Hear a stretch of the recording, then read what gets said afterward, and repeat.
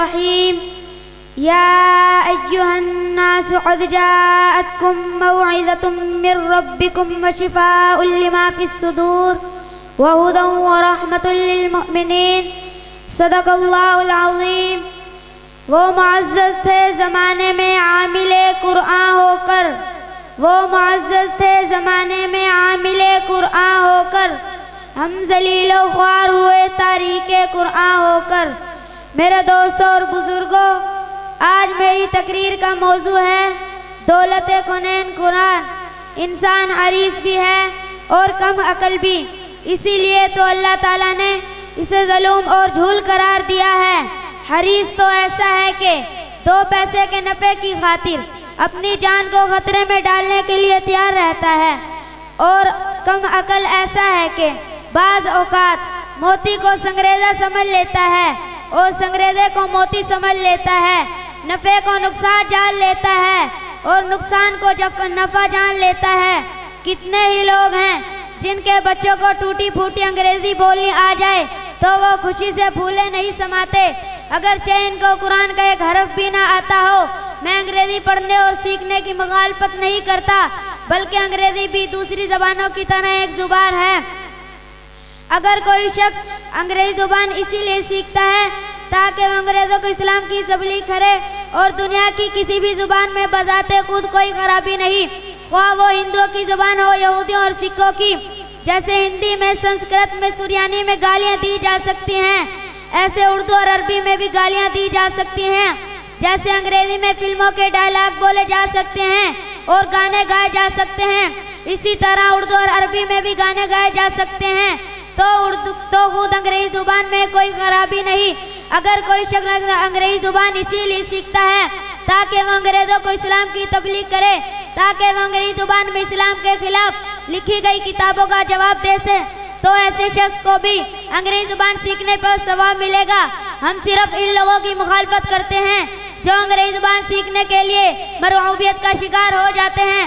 وہ صرف انگریزوں کی زبان ہی اپنا نہیں لیتے بلکہ ان کے معاشرت بھی اپنا لیتے ہیں، ان کے بعض ان نظریات اور افکار کو بھی اپنے سینے سے لگا لیتے ہیں۔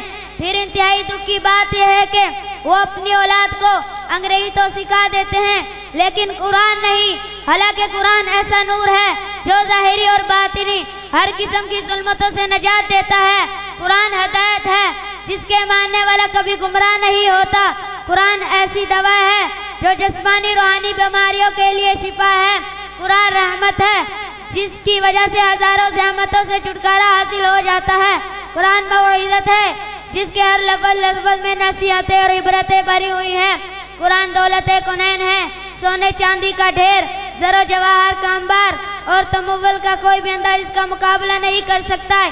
امام شافعی رحمہ اللہ کا ایک عجیب واقعہ کتابوں میں آتا ہے کہ ان کے زمانے میں ایک صاحب کے ہاں اولاد نہیں ہو رہی تھی اور اسے اولاد کی بڑی حسرت تھی۔ وہ دعائیں کرتا رہا اور اللہ سے مانگتا رہا، بالآخر اس کی دعا قبول ہوئی، اس کے ہاں بچی پیدا ہوئی۔ اس کی خوشی کا کوئی ٹھکانہ نہ رہا۔ وہ ایسا خوشی میں دیوانہ ہو گیا کہ اس نے قسم کھا لی، میں اپنی بچی کو شادی کے موقع پر جہیز میں دونوں جہاں کی دولت دوں گا، اور اگر ایسا نہ کر سکا تو میری بیوی کو طلاق۔ جب بچی جوان ہو گئی اور قسم پورا کرنے کا وقت سر پر آ پہنچا تو وہ پریشان ہو گیا۔ اگرچہ اس کے پاس زمین تھی، کاروبار تھا، مال مویشی تھا، سونا چاندی تھا، لیکن دونوں جہاں کی دولت دینا تو ذوالقرنین اور حضرت سلیمان کی بس کی بات بھی نہ تھی۔ کئی علماء سے مسئلہ پوچھا، سب نے یہی جواب دیا کہ تم اپنی قسم پوری نہیں کر سکتے، لہذا طلاق واقع ہو کر رہے گی۔ کسی نے امام شافعی رحمہ اللہ کے بارے میں بتایا تو وہ حضرت الامام کی خدمت میں حاضر ہو کر صورت مسئلہ عرض کی۔ آپ نے فرمایا تم اپنی قسم پوری کر سکتے ہو، لہذا طلاق واقع نہیں ہوگی۔ اس نے حیرت سے پوچھا، حضرت وہ کیسے؟ میں اپنی بچی کو دونوں جہاں کی دولت کیسے دے سکتا ہوں؟ حضرت امام شافعی رحمہ اللہ نے فرمایا، جب تم اپنی بچی کو گھر سے رخصت کرو تو اس کے ہاتھ میں قرآن پاک دے دینا۔ جب تم نے اپنی بچی کے ہاتھ میں قرآن پاک دے دیا تو گویا دونوں جہاں کی دولت دے دی۔ واقعی میرے دوستو، قرآن کنین کی دولت ہے، اس میں دین بھی ہے اور دنیا بھی ہے۔ صاحب قرآن دنیا میں بھی معزز ہے اور آخرت میں بھی معزز ہوگا۔ اگر میں اور آپ قرآن کے حافظ اور قرآن کے عالم کی عزت کر سکتے ہیں تو وہ جو قرآن کو نازل کرنے والا وہ تو بہت زیادہ غیور ہے، وہ بھی یقیناً میدان حشر میں صاحب قرآن کو عزت دے گا، اور ایسی عزت دے گا کہ صاحب قرآن سے کہا جائے گا کہ دوسرے جنتیوں کا مقام اور مرتبہ میں نے متعین کر دیا ہے، مگر تم اپنا مقام اور مرتبہ خود متعین کر لو۔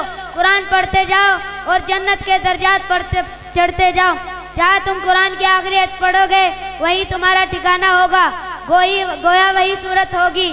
خودی کو کر بلند اتنا کہ ہر تقدیر سے پہلے خدا بندے سے خود پوچھے بتا تیری رضا کیا ہے۔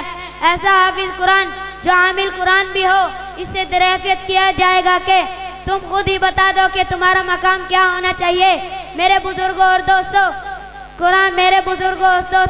جسے قرآن کی دولت مل گئی اسے کونین کی دولت مل گئی، اسے دنیا اور آخرت کی عزت مل گئی، اسے اللہ کی رحمت مل گئی، اسے بے مثال نعمت مل گئی، اسے دل کی راحت مل گئی۔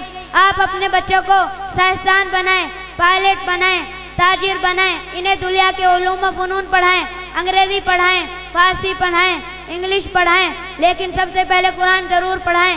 اگر آپ کے بچے کے پاس 10 20 50 ڈگریاں موجود ہیں اور اس کے پاس قرآن کی ڈگری موجود نہیں تو وہ سب ڈگریاں بیکار ہے۔ اگر آپ کے بچے کے پاس قرآن کی ڈگری ہے اور کوئی بھی ڈگری اس کے پاس موجود نہیں تو وہ انشاءاللہ کبھی بھی ناکام نہیں ہوگا۔ بس شرط صرف یہ ہے کہ اللہ تعالی ہم سب کو قرآن کریم کے ساتھ عمل کرنے کی توفیق نصیب فرمائے۔ وآخر الدعوانا الحمدللہ رب العالمین۔